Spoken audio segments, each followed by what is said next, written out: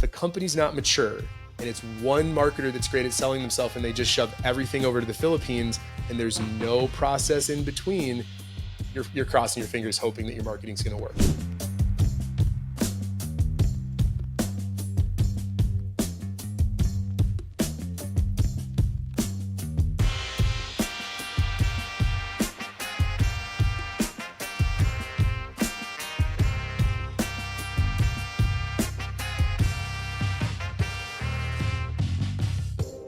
What did we do for the last 2 hours before starting this podcast right now? Something so fun. Yeah. No, we were at Verizon. Yeah. Upgrading our phones. Yeah. We can do a quick promo to Verizon. They have a really good deal right now, right? Yeah, seriously. But basically, we were due for a minute. It was like they're buying off your old phone, giving you a new one. So we're like, sweet, this is good. And I even think in my head, I always underestimate everything. So I'm like, oh yeah, it'll take like a half hour, right? I know, you even said that. You're like, oh, it'll take like 15, 20 minutes. I'm like, are you kidding me? They have to like back up everything and transfer everything. And then you said, oh, it'll probably take an hour and a half. And even you underestimated it. I did. It was probably like 2 hours. Long. But the guy was good because he like upsold us on. Oh yeah, he was actually a good salesman. He was pretty good. Verizon Internet. Yeah. And he was like, how happy are you with your internet? I'm like, not. And he was like, well, here we go. So I have a router and a bunch of stuff I got to hook up. I have so much homework to do. Yeah. But I got a new Verizon Polo that I'm not working right now. Right? Yeah, you work for Verizon somehow. Somehow you are now on staff. But yeah, obviously their marketing worked. Right? Yeah, it did. Or their sales techniques worked. Yeah.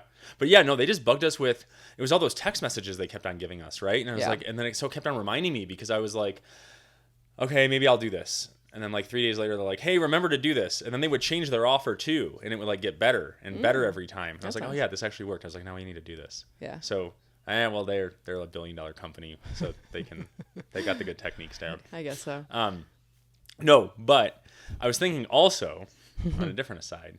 I don't know why this is a thought I had at like 11 o'clock at night, but maybe because we were bringing Michael on to the podcast. But do you think we've gone through more dental marketing agencies since we've owned our practices, or more hygienists? How more? Oh gosh, I don't know. Because I tried going through the math and thinking like from when you bought the practice in Newport and then the 2 startups, and we've probably gone through like 5 to 6 dental marketing agencies. Yeah, more.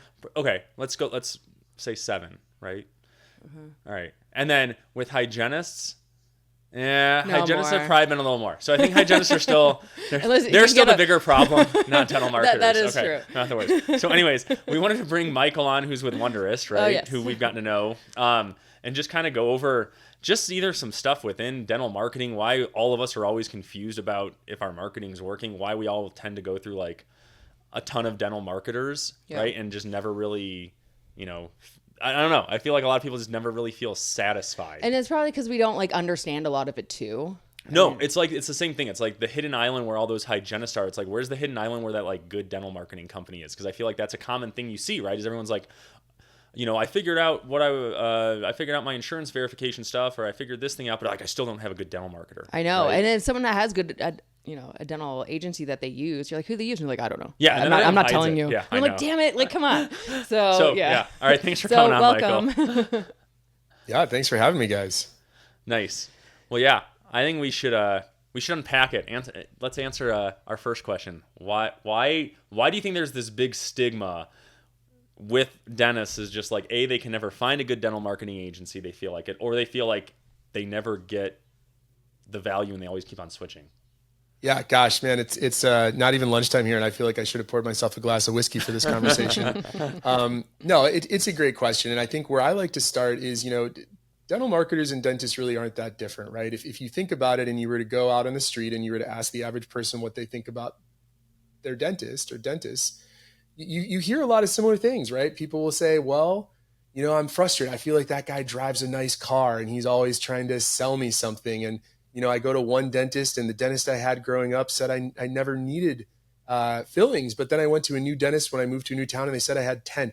There's this trust issue, right? Yeah, and so, no one likes dentists. Yeah, we know. Yeah. So I think that, at the end of the day, marketing, just like dentistry, it's very visible. People have high expectations for what they want to happen. And oftentimes the education or the information that people have to help guide them is limited. Dentistry is another great example, right? You think about most people when they choose a dentist, what do we think they're choosing the dentist for?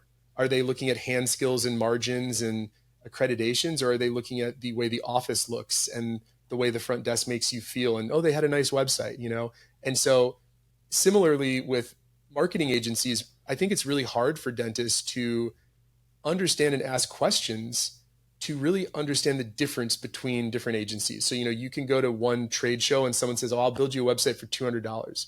And then you see someone that's mentioned on Facebook and they build a website for $10,000. What's the difference? You know, and it's really tough, just like a patient.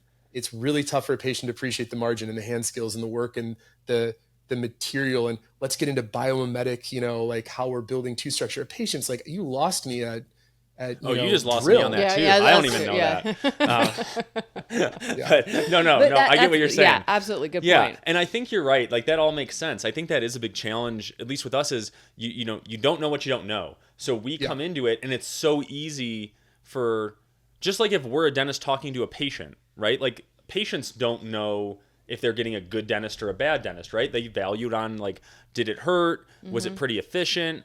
Am I in pain later? Like, did the insurance, was the insurance estimate right? Like all that kind of stuff. And it's because they're not super educated in all that stuff either, right? And they're relying on us and trusting us to do that. So I think a lot of dentists, we end up trying to trust dental marketing agencies or dental marketers to help guide us through that.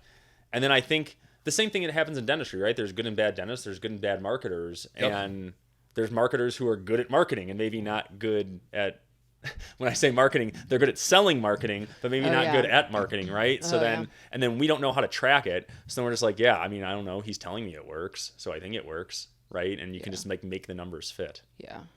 It's so hard.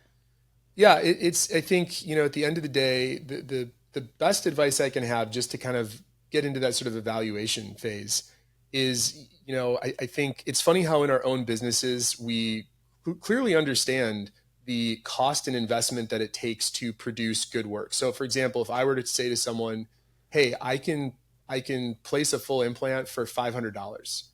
Most people listening that place implants would be like, that's crazy. Like there's no way that that's possible. I know this because of my experience. Yep. And if you are going to do that, there are serious things that are being cut here, right? Like, I don't know how you could do it. Well, it's like the patient who goes to Mexico and gets all their work done, right? And then you come back and you look at it and you're like, well, I mean, you went, not that, it's not saying every dentist in Mexico is bad or anything like that, but like everyone knows the costs are way, way less. And then they come back and you look and you're like, well, I mean, you get what you pay for. Yeah. And it's a great example because really in marketing, it is almost the exact same in that, you know, you could, for example, if you think about what you're going to pay for something, the way I look at it is, you kind of have to have some understanding of, well, how many hours do I think someone might spend on this or should? And then you divide it by the cost you have. You understand the company needs some margin. So for example, if I were to say, listen, I can do SEO for you for $200 a month. Well, if you turn your brain off and say, well, that's cheaper than the company I have now, it's great. Okay, well, with $200, they need to make some money. So let's give them $100. You've got $100 left. What can you do with that in a month? Do you reasonably think that you can do a lot of work? And you brought up Mexico. Interestingly enough, what do you think marketing agencies do if they need to compete? Well, hey, now marketing's being driven by the Philippines. It's being driven by Mexico. It's being driven by India. And you know what? Just like with dentistry, you can go get good dentistry in Mexico. You can get good marketing from global talent, but that's where you start to see these breakdowns in process, breakdowns in strategy, because if a company's not mature and it's one marketer that's great at selling themselves and they just shove everything over to the Philippines and there's no process in between, you're crossing your fingers hoping that your marketing's going to work. So I got a solution. So what we need to do, Alex, is we need a dental marketing insurance plan. So all of them, all marketers have to take like Delta marketing, and then there's only a cap they can charge. So like, and a minimum. That's what we'll do. There's PPO and Premier. That would be great. You would love that, right? No, I see how painful it is for you. So I'll raise my hand and say immediately I'm going to go fee for service. You're going fee for service. Yeah. Right, cool. What are all the upcharges that you don't have to bill insurance for? Yeah. Right. No, that's funny. No, and to kind of piggyback off your point though is I think we're like when you were saying that I was like totally makes sense to me But I'm trying to come at it from like the patient's perspective, saying like they're seeing a dentist, right? So if I'm a dentist and I don't know much and I'm going to dental marketers, I think what happens though sometimes too is you get certain marketing agencies too, like you said, and they'll charge a premium price, but they provide $200 value. Yeah. And so like, how do we know if like we're being that's the bit. So like for me, what always scared me more was like I think all dental marketing is like just okay, right? So I'm not going to pay 10 grand. I'm also not going to pay 200. I'll pay like $1,000, right? I'll get someone who's in the middle and is decent. But I would rather pay someone $10,000 if they're awesome, right? And they can do it. It's just the gap is always knowing who that is. So like, you know, so let's take a step back. So it's always about like, how do you measure this? And we talk about how the patient measures seeing a dentist and how good the dentist is. It's by feelings and by like how, if they took their insurance and other things that are like, some of them are tangible. But for us, for dentists, when we look at marketers to hire a company, what do we look at? We're not like, oh, does this company make me feel good? It's like, I mean, I hope that's not what that this is about. It's like, okay, what am I getting out of this? What are the numbers that you're providing to me that I can base on like, this is valuable or not? This is worth the 10,000 or not? And when it comes to the numbers, it's so hard because like we've switched so many marketing agencies over the years because it's so hard to track like what they're bringing to the table. Exactly. So like we did a pretty good job like at our office when you do an intake form and it's like, where did you come from? And you have to select a box, right? Yeah. And it's like, okay, did they come from Google? Or did they come from insurance? Or did they come from a referral? Or was it all three? Yeah. And so like we run the report at the end of the month and you're like, okay, where did everyone come from? And it's like, oh, 10 came from Google. And you're like, okay, does that mean that my Google ad was good? Or was that bad? Like, was it worth it or wasn't worth it? It is so hard because it's not exact, you know? And I think dentists like being exact. Like this, you do this one thing, it becomes this one result. Yeah, it's just more black and white. It is, and we love black and white. And this is all gray in the middle. And so we're like, oh, well, my marketing company didn't deliver. But it's so hard to actually base it on And then we numbers. just blame it on the marketing company, right? We're like, you guys didn't do it, so let's switch. And then like you get that little uptick at the first couple of months, and then it kind of goes back to normal. But I don't know. So what should we be looking out for as dentists? Yeah. So that's a great question. And I'm almost going to go back to the beginning of my career and walk through sort of how this has progressed. So I've been doing this for close to 12 years. If you go back to when we really stepped into the dental marketing space, even then, so at that point, the way I looked at the space was we had a lot of companies that came out of the direct mail and print era that were struggling to establish themselves in the website internet era. And you had some younger, scrappier agencies that were coming in and trying to bring best of class marketing in. And really the thing that reigned supreme at that point was call tracking, right? We introduced call tracking and it was pretty revolutionary for a lot of people. They're like, wait a second, you can record calls and you can know what channel they came from. So at a basic level, all good dental marketing it depends on call tracking. And this is actually important because we do have some dentists that get tripped up by this. Call tracking means that you put a piece of code on your website. Some people think that, I have a different number and you just copy paste that on. No, you put a piece of code on the website and it will actually look and see where people come from. Do they come from social media? Do they come from Google Ads? Mm-hmm. Where do they come? And then at the end of the month, we could say, hey, there were 25 calls that were generated from Google. There were 15 from social, and there were 50 from organic SEO. And that was kind of the best in class standard for a very long time. And if you wanted to go further, you would listen to the call and try to evaluate whether the lead was good. But as we know, plenty of calls, hey, well, let me call you back. Boom, they're gone. We don't know. Yeah. And so, in between all of this lives a lot of the metrics that I think trip dentists up, like ranking for keywords or how many your visits to your website having improved. It's great. And so many people that have done marketing, you get in this call and someone starts to spit all these numbers at you, impressions, ranking, conversion rate. And you're like, tell me if it's good. I don't know. What does it mean? Yeah. And so I think best in class today, things have changed a lot. And Wonderist has put a lot of time, a lot of money, a lot of effort into doing something that I think very few other marketing agencies have done. And what that is we take the calls and the form fills, Okay. and they live in a CRM. So the first thing you should ask yourself is my marketing agency giving me a list of the leads they generate? Well, that is important. You should say, hey, listen, I'm paying you money. Am I getting leads here? And for us, that lives in a CRM. Most can you go over what, because for those who may not know, CRM, can you explain that in like 2 sentences? Most businesses in America that, maybe have $700,000 of revenue or more have a CRM. And the idea here is that it is a software that you log into, and it's going to have records for leads. So I could go and say, how many leads do we have right now? And you could see the name. And if it's a business, the contact information, the status of them.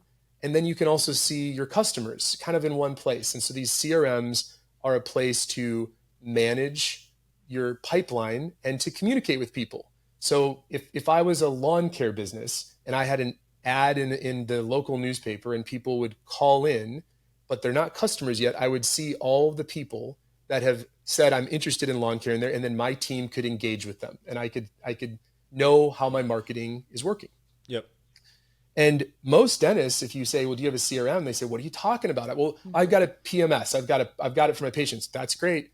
Guess what dentists like to talk about though? New patients. Well, where do those prospects live? I don't know. There's Post-it notes all over my front desk. So I think they live there.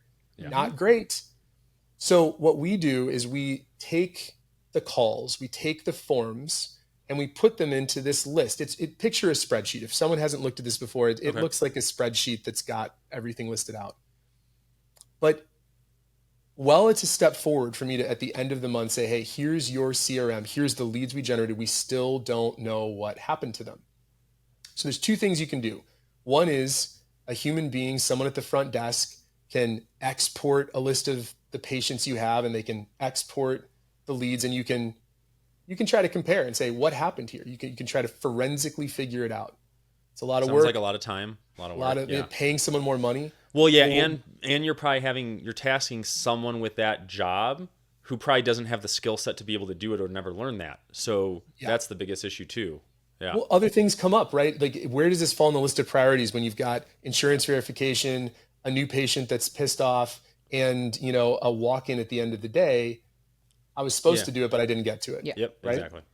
So what we've done is we have an internal software team, and we've spent a lot of time and money to integrate with Dentrix, Eaglesoft, Open, CareStack, and now we can pull the data, the patient data, and we can compare it to the leads we have. And so what that means is if I have 100 leads, I can look at it and I can say, of these 100 leads, 10 of them came from Google Ads and came into the practice and were patients, and this is what they produced. So we can actually say at the end of the day, there's 100 leads, 20 of them came to the practice, and you collected $35,222. And that's how you get a real ROI. So all the clients we have that do this integration can log into a dashboard, and they can see leads, patients generated, production.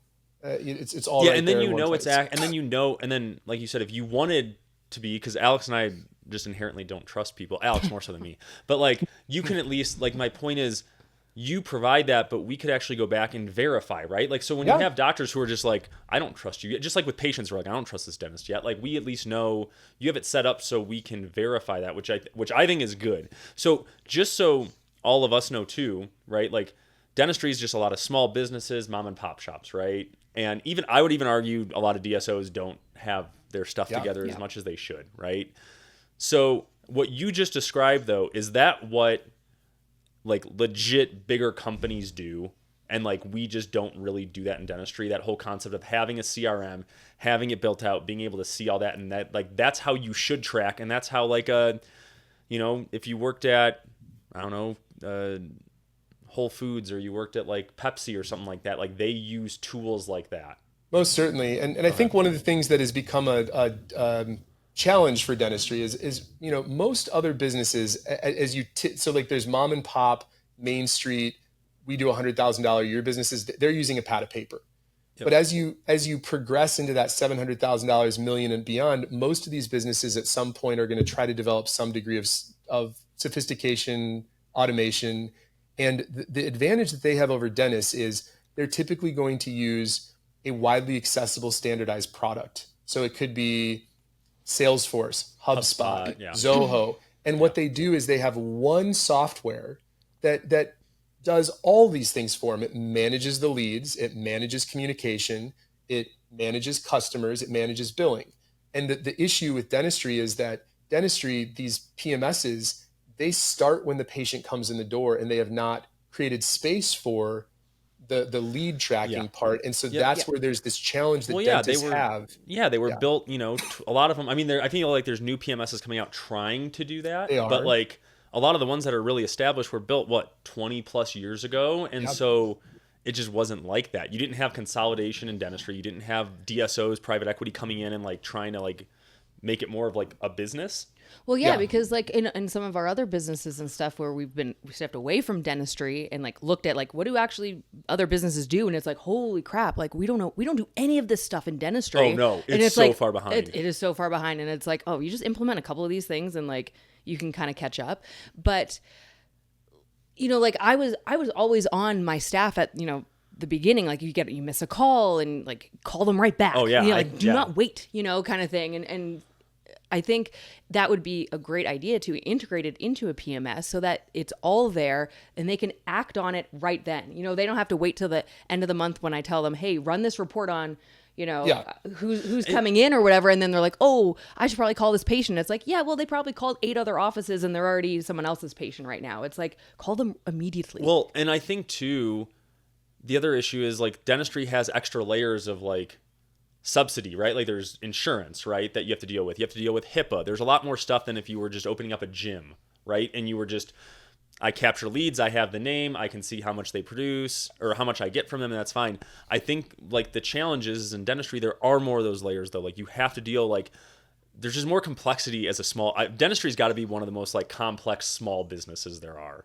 Like if you're comparing it to other like mom and pop stuff. Well, I guess, yeah. Like, and so that's why he's saying like the PMS systems were built to deal just do patient care, yeah, and just deal with patient management, not like the marketing business piece or any of that. Yeah. And so I think that is a big disconnect. Someone needs to create that. Yeah.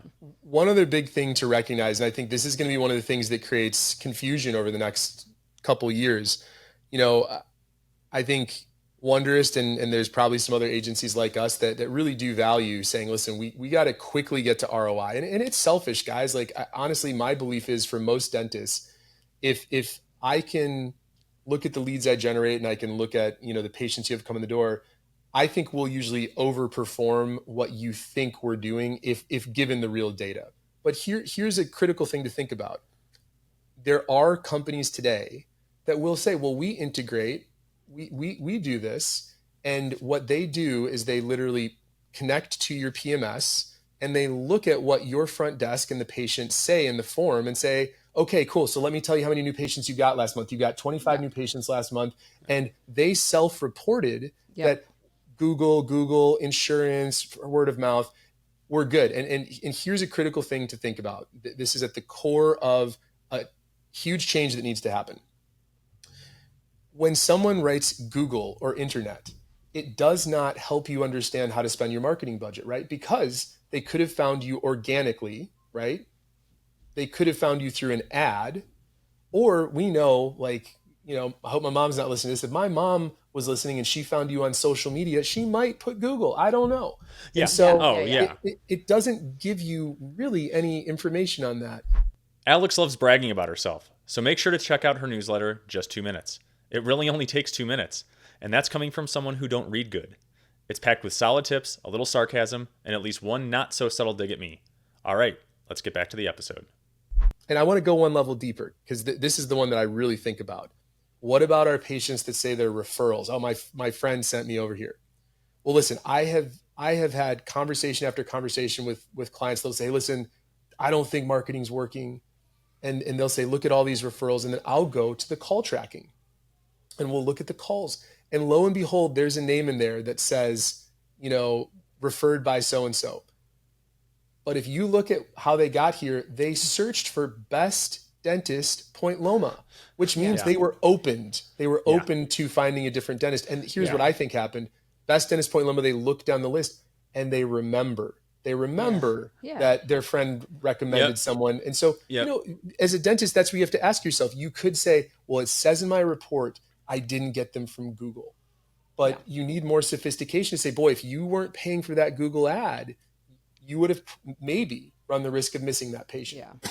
Oh, it's so hard. And then it's like your front desk too. It's like you could have the best marketing agency ever give you, hundreds of new patients, and your front desk could just be killing like the calls every single time and just botching them. And that's why, like, honestly. And I'm sure we probably have fired a marketing agency because of that and be like, where's all our leads? And if they didn't have any kind of proof to kind of track it and say, hey, listen to these phone calls, they are absolutely terrible.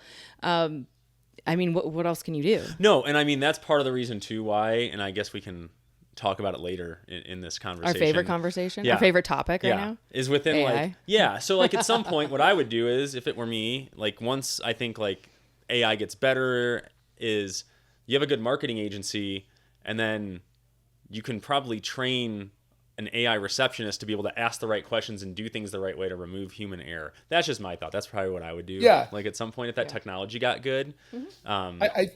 I think you're spot on. And I think at the end of the day, all of this comes back, and this is really nerdy, but like where dentistry and many businesses are moving is you need to have consolidated data. For AI to work well, you need to have all of the data living in one place, right? And so that's critical.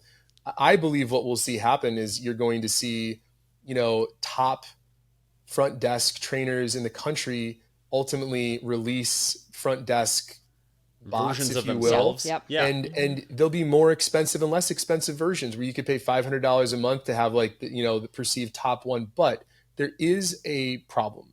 And the problem I see, we live in this amazing world with AI where it's progressing so fast that our imagination can barely keep up with it. But eventually, the real world use cases, I think in the next 5 years or so, will start to settle in. And the problem is, at some point, any dentist that has any investment in providing quality care will be doing the same thing. So that means that everywhere you call, you will have a good front desk experience. They will answer your questions. Yeah. And then you have to ask yourself, how do you differentiate? And that's what I where's love the about, new the needle's moving right forward and forward, and you're well, right. Yeah. because we continue to democratize the ways people can differentiate themselves. And in the past 20 years ago, a beautiful office that gave out water would have been unusual. Well, now everybody gives out bottled water. An office that had Netflix on it would have been something you tell your friends about. Now everybody does this. An office that offers same-day stare at crowns would have been unheard of. But you can find one on many corners of Main Street America today. The problem we're facing is that people will always still choose things because they're different, because it has perceived value. And so the thing I love today is we can talk about marketing and we can go as deep as we want into the future of reporting and what's the best marketing channel.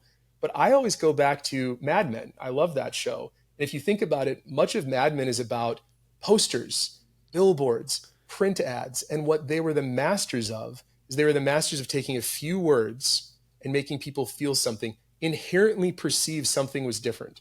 And I think that where dentists struggle the most in marketing is they hope that there's a marketing agency that will press an easy button and turn a channel on. We're doing social media now and people are going to find us. But if you don't know your business model, if you don't have an offer that actually resonates with your market, if you don't have a differentiator that actually helps you stand out, there's no amount of channels in the past, billboards, TV, radio, channels in the future, TikTok, social ads, whatever, that's going to help you overcome the reality that you are responsible for understanding how you're different in your market. And marketing agencies can help with that. But if you can't cross that line, your marketing will always perform at a low level. Yeah. So I guess I don't need to do any of those like dancing social media ads anymore. You don't have to become a TikTok star, I guess. No, but I mean, and to go on it, like, so like in our journey, when we opened up ours, it was 2017, 2019. It was when that whole big model was of like, do a startup, make it family dentistry, make it lean, make it look like it's, like the design of it is just like kind of like nice, clean family, like your own house kind of a thing. And I feel like that worked, but then everyone started doing it. And then even like a couple years ago, I remember seeing there was some in some news article. It was like, oh, new dental startup in New York City, and look at all their differentiators. And it was like they offer Netflix and they offer you a patient towel and they do this. And I was like, dude, all of us are doing this. These guys raised like $50 million or whatever it was like that to open up all these like boutique-y stuff, and it's like they're not doing anything that actually is differentiated. It just, they can make it sound like it's differentiated, but a lot of newer offices are already doing this. So yeah, I don't know. That doesn't really lead anywhere, but that was my point. That's a really powerful point though, and I think that, you know, one of the problems we run into is that it's so funny how we all assume, well, everybody's doing that. Okay, well, let's talk about that for a minute. If I come out there, so for example, I'm going to be the marketing agency for a minute, and I wonder what other marketing agencies would think if I said this. I said, hey, we're the only marketing agency that tracks true ROI. I'm claiming that. I'm telling you that's what I do. And there's other agencies out there that say, well, we do that too. I'm like, yeah, guess what? You didn't say that.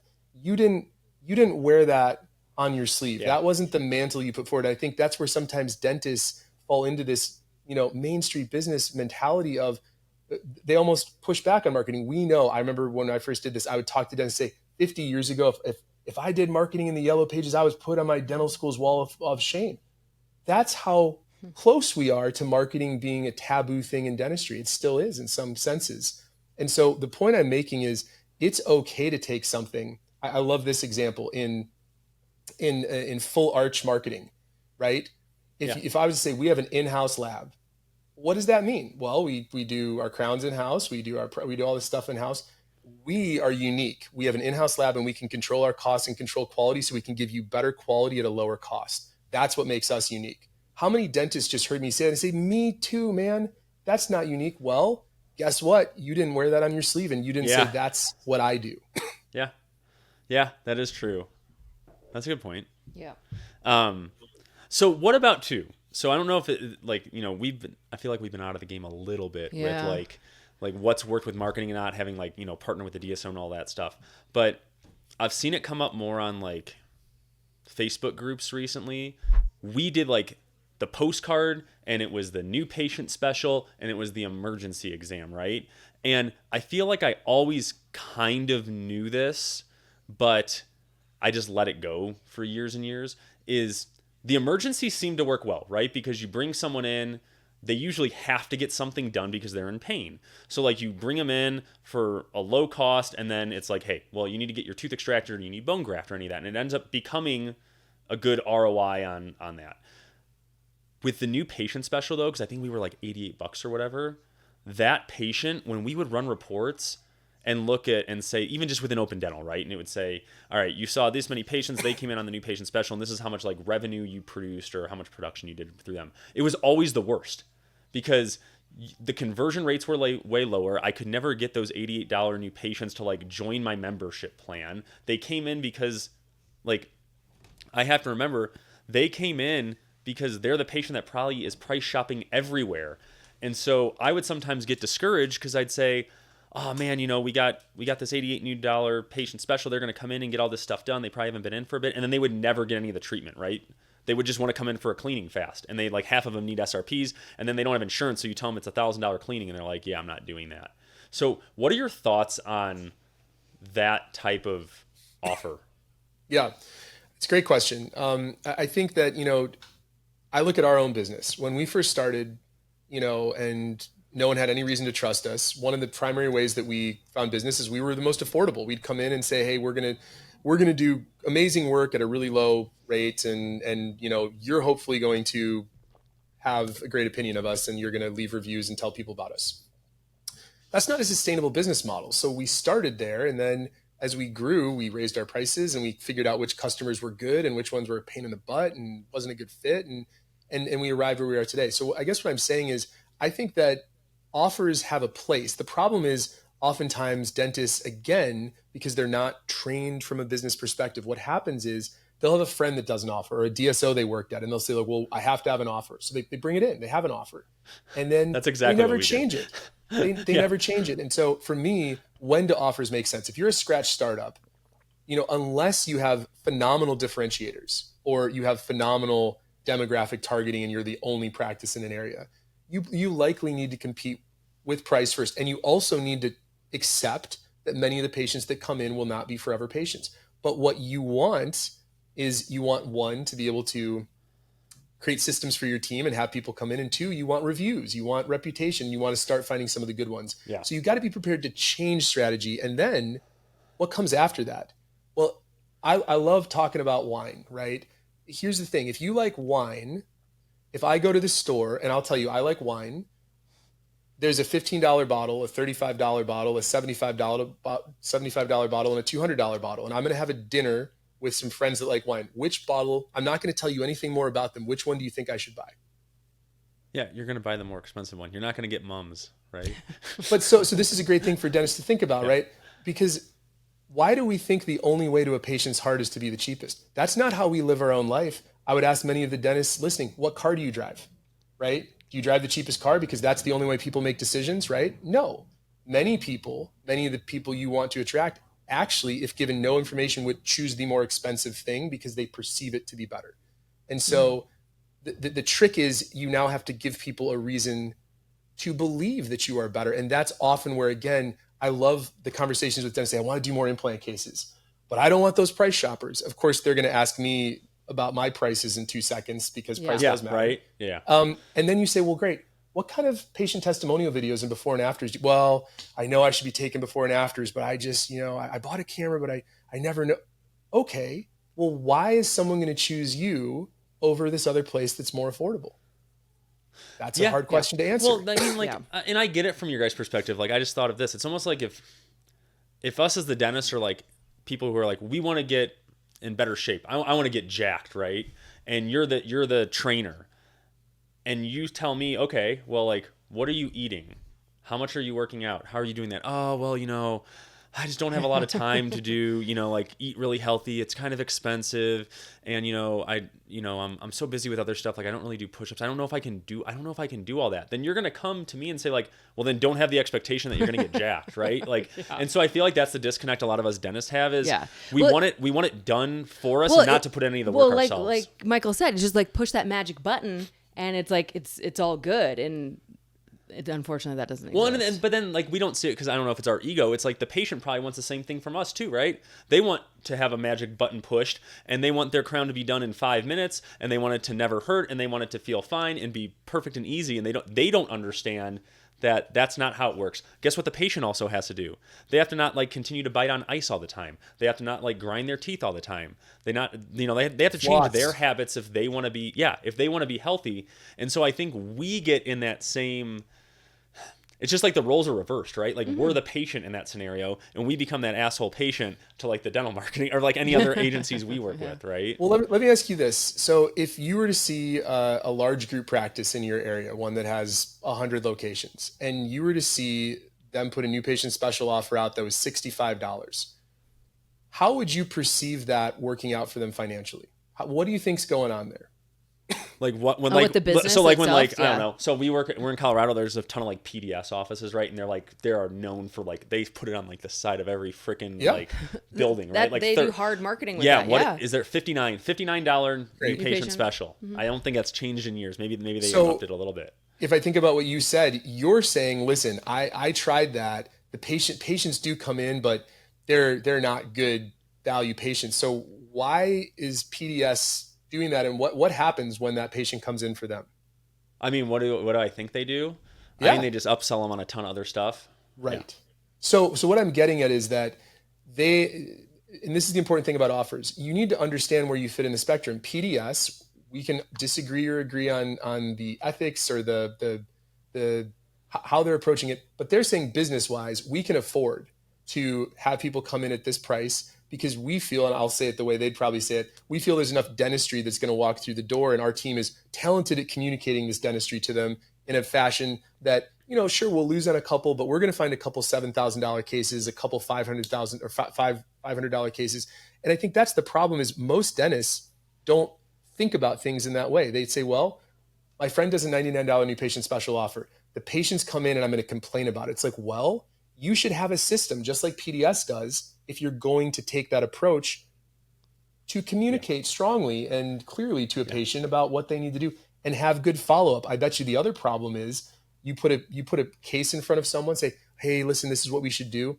When do you talk to them about it again? Well, they didn't come back in 6 months and I got terrible patients. You mean you didn't call them 2 days later? Well, I didn't think I had to do that. I bet PDS calls them 2 days later.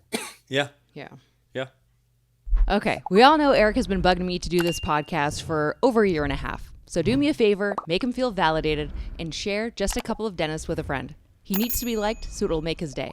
Now back to the pod. Totally. Well, we were even thinking too with like, we were talking about this like last night or the night before, with, it had to do with offers and like who you're marketing to. And I kind of wanted to get his thoughts on it. Remember we were talking about it yesterday. Yeah, I was saying something about, this shows how don't bad our memory is with 3 young children and too many things to do. I can't remember like no sleep. Yeah. And yeah. No, I was talking about like, don't try to market to someone who is not interested. And I think. Oh yeah, now I remember. Now yeah. I'm slowly picking back little pieces of this, right? So you do listen to me. Yeah. Although I'll probably botch it, but no, I think what we were saying was that. Nope, still didn't get I know. it. See, I lost again. Now you take over, Alex. Take over. You do it. No, I was saying I saw something about Jordan Belfort, right? Is that his name? The guy, Yeah, the Wolf of Wall Street guy, right? And his whole like pen analogy thing, where he's like, "How do you get someone to buy your pen?" And it's like, yeah, that whole thing, great scene in the movie. But also, he had mentioned, he's like, don't try to sell a pen to someone who doesn't need a pen. So it's like we sometimes do that, and some marketers kind of lie to us a little bit when it's like, oh, well, 50% of the population doesn't see a dentist. So like you have 50% of the population you can market to and you can do all these things and there's all this stuff. And it's like, well, maybe they just don't actually want to come in to see the dentist. And why should I spend my marketing dollars towards this, like try to convince someone to try to like, why am I spending, like, why would I spend money towards just a terrible lead? It would be like Starbucks. I didn't drink coffee until like 5 years ago, and then I feel like I crammed like 20 years worth of drinking coffee in like the last 5, right? So I just like all the time. But before then, Starbucks could have thrown every ad at me. I was never going to go to Starbucks because I already didn't drink coffee and I wasn't going to spend a lot of money on coffee. So like, you're not your you know target what I'm saying? audience. Like, I'm not the target audience. Yeah. So like, I guess that was one thing, and maybe you can tell us. We could be way off on this, Michael, and this could be just a good maybe discussion point is, you know, when marketers say, 50% of the population doesn't see a dentist, that's a huge market. Like, you know, have an abundance mindset. Like, you should still have an abundance mindset. Yeah. And I'm sure there's people, but why would I'm you sure throw, there are people that do come in. But like, from why there, throw marketing dollars at that population that you could argue probably doesn't want to see the dentist if they haven't been there in like 5 years? Or I don't know. What are your thoughts on that? Yeah. We could be way off. Yeah, I mean, here's the reality. I want to answer the question in 2 parts. The first part is that, you know, the average dentist is a small business and they don't have big marketing budgets and they're not asking these existential brand questions because they're just trying to make a few $1,000s go as far as they can. The problem we run into is that though we live in, so the way I see marketing progressing, you know, you go back 50 years, there were a few TV programs, very limited access to these eyeballs, and there were expensive ads you could put on them.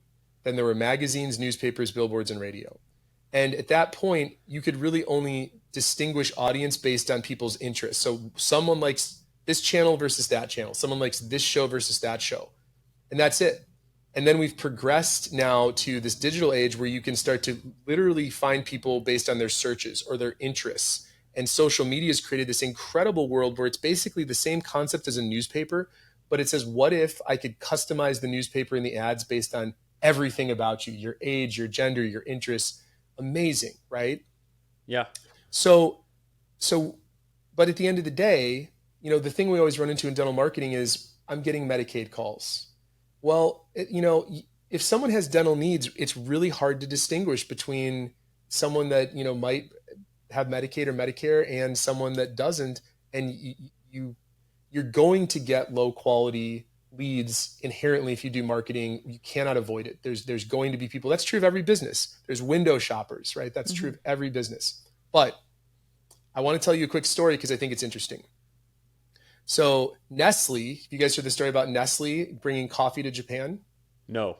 No, it's So Nestle had this idea. They said, we want to bring coffee to Japan, but Japan inherently, the adult population did not like coffee, was not interested in coffee. So this is the exact dilemma you're talking about. Should we waste our time? So what Nestle did is they went and they released a candy that was coffee flavored to the kids. And so they basically had a 15 to 20 year campaign where they got kids to like this flavor, and it opened up a whole market. And now Japan is an incredible coffee drinking culture. So the question for me is not should you or shouldn't you? I think Nestle has proved that it does make sense to market to people that may not be ready yet. The real question is who should do that. And when I look at the ADA, or I look at these larger institutions that are, because again, there's a lot of things that dentists have inherited because of marketing. It used to be a barber craft, and somebody at some point said, we're going to convince everyone they need to come in every 6 months. And we could defend that clinically, but look at optometrists. They're like, why didn't we say 6 months? We said 1 year. I know, right? Yeah. And so marketing has played a role in dentistry from the beginning in that sense. And I think it validates that there's a larger conversation that should be happening. Somebody needs to be putting coffee in the chocolate for dentists and helping create narratives for people, probably specifically right now around insurance, right? That's the big battle that needs to be fought. And it's tough for Main Street dentistry to wage that battle on their own. Yeah. All right. So now we can officially say Michael is recommending Joe Camel come back into marketing for children. I'm a big Joe Camel guy. That's right, Give me a cowboy hat. Yeah. Right. But yeah, no, I mean, that makes sense that you kind of have to, you're saying on that situation, you just have to you have to shift the culture almost, right? And that does take time.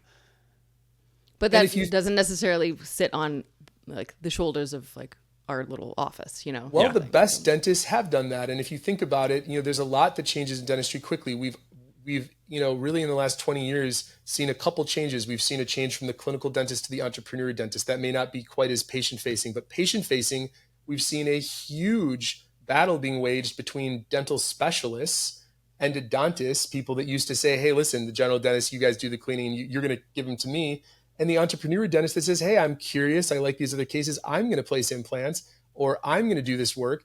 And I guess I would ask you, who's created that narrative? It has been the individual dentists that have come in and said, keep it all in-house, I can do it here, I can do it better. And so the best dentists, when it comes to marketing, understand that they can create markets. And we've seen it happen with clear aligners, with implants, with other areas of specialty, with airway, right? These are dentists that are creating markets and talking to people that did not think they wanted to talk to them.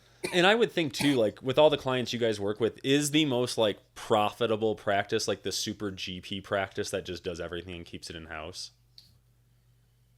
Yeah, no, I think the most profitable practices that I see are the ones that have transitioned from being those GP practices. We have a solo dentist that is fee for service and, focuses on smile design and full arch. And, I see I see some of these guys that will have a normal solo practice and one provider will do over $3 million. That's the most profitable practice that I see. Now that's though, if you're in Beverly Hills or you're in an area, if you're in Colorado that was in Boulder, are you saying you can see that even in blue collar areas too? It's not absolutely okay. And this is a great lesson in prejudging customers, and it does come back to what we talked about, which is I shouldn't. I think there's a lot of limiting beliefs. Yes, if you do marketing, you in a certain way, you're going to have people that call and ask about Medicaid, and right away they're not a fit. But depending on what you're looking for. If I was running a practice, I would create a system that was able to handle the volume I created and start looking for those cases. And I think the people that get that don't overlook the fact that, again, middle America, people have these problems. And if we, as in the dental community, if we really believe that it really impacts people's lives, I hear dentists talk about this all the time, really impacts their confidence. They're not able to progress in work because they can't take that next step. They're not able to find love and relationship. They're not able to eat, be healthy, all these things. What is the price of that? And I think there's a lot of people that all of a sudden, hey, you come into a little inheritance. You you decide to prioritize your life differently. You don't buy the TV. You get a credit card. All these things. You use the financing provided by dental offices, and you pay stuff off monthly. People absolutely make these choices every day. Prejudging them is a very limiting belief. Oh, I prejudge, which is bad. I need to watch that. Because I mean, like I said, like to your point, that's kind of where my head will go at first is I'll hear someone be like, oh yeah, I'm fee for service and that's fine. And I just do smile makeovers. And I'll be like, yeah, dude, but you're like, your zip code's 90210, right? Like, so that's easy for you to say. Yeah. And then I think maybe I just judge it. I don't really want to do that stuff. So then I'm No. probably taking my own experience and then, pushing that out on the world. But then, But I think we also think of it too from like a business. It's like, is that easily sellable? Because we always think about it like, how do we exit, right? And it's like, I mean, how can we sell this thing off and do whatever? Yeah, I mean, is there? I mean, I guess that's a trade-off. And I Yeah. think then it goes back to like what your goals are, right? So Totally. like if your goal was like, I want to be a dentist, I'm an entrepreneurial dentist. Yeah. I want to build practices and then sell them.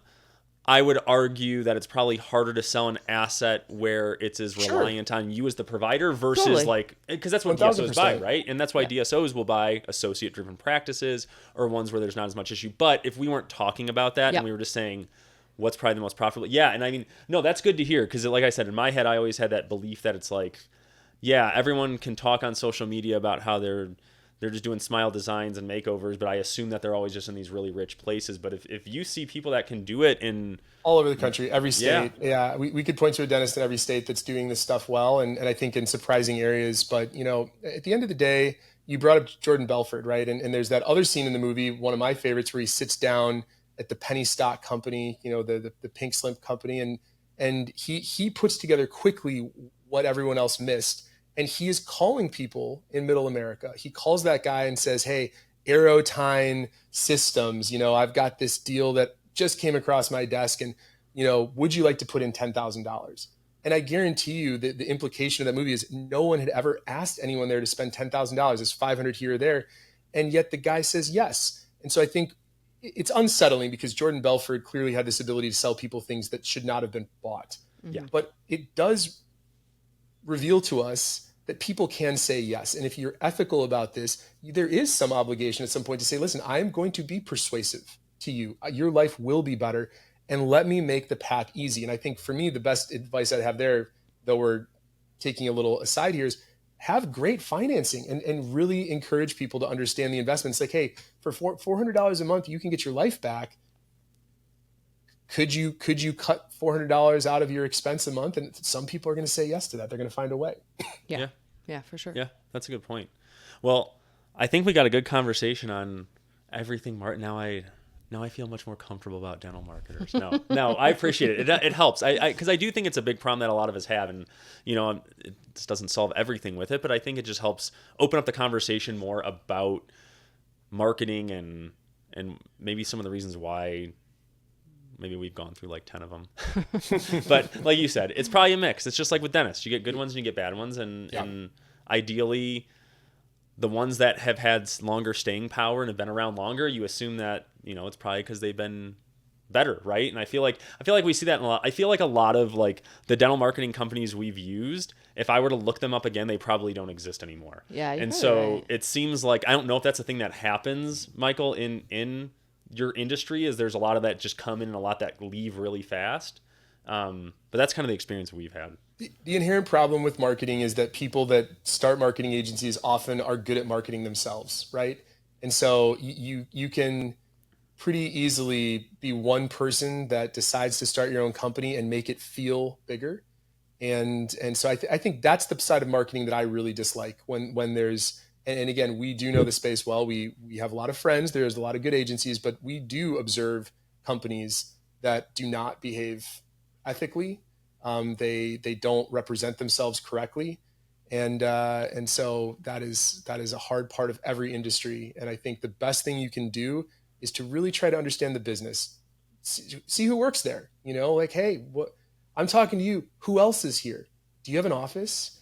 And even asking questions around, okay, someone's going to manage my account. How many other accounts do they manage? Now, someone could lie to you, but if they're honest, you'll start to quickly understand, oh my God, they manage 200 other accounts. Will you ever have time to talk to me? Mm-hmm. Those questions I find rarely people ever ask us those questions, and I wish they did, because I think that's often where we do get to separate. Yeah. Awesome. Well, thanks for coming on. Appreciate it. We'll have to talk again. That was fun. Yeah. Yeah. I enjoyed it. Cool. Yeah, thanks for having me, guys. All right. Bye.